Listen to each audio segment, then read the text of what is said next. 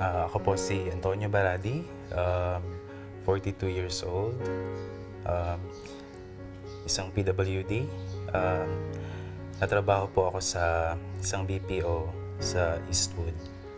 I've been with the industry for more than 10 years. So after school, masaya ako kasi nakalabas ako, tapos nakakuha ko ng opportunity na magtrabaho sa isang telecommunications na nag-aayos ng mga sirang phone. Masaya ako doon sa ginagawa ko kasi for the first time, parang I was earning a bit. I was being paid like 50 pesos per day. I realized na hindi lang naman pala 50 pesos dapat.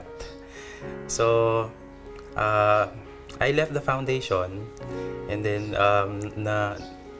nakakita ako ng opportunity sa paging industry sa May Ortigas.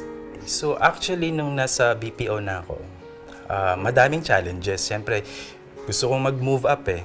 No, I started as an agent sa isang BPO na, no? So, for 2 years. Siyempre, may mga magsasabi na hindi mo kaya, baka mahihirapan ka.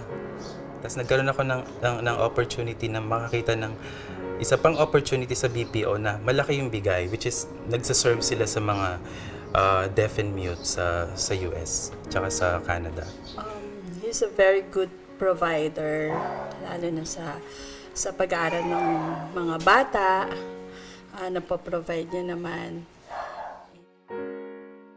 People have always asked me how I started. Because of course, in my condition, I can't see. I only have 10% left of my peripheral vision. I was always thinking what life has in store for me because I really don't know where to go.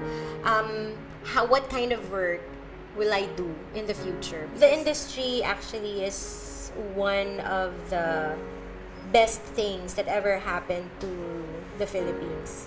Because number one, discrimination is not part of their language. They welcome the idea of getting people and showcase their talents and skills just because they have that skill, not because they have a disability or what. The good thing about the BPO industry is we don't just open the doors for the PWDs as an employee or as part of the workforce, but BPO industry is a very important tool for the customers who are PWD. Sana continue pa rin yung opportunities na dumadating sa kanya at hindi maging hadlang yung pagiging disabled niya. Hindi ko naisip na may limitation ako. Hindi ko inisip na disabled ako.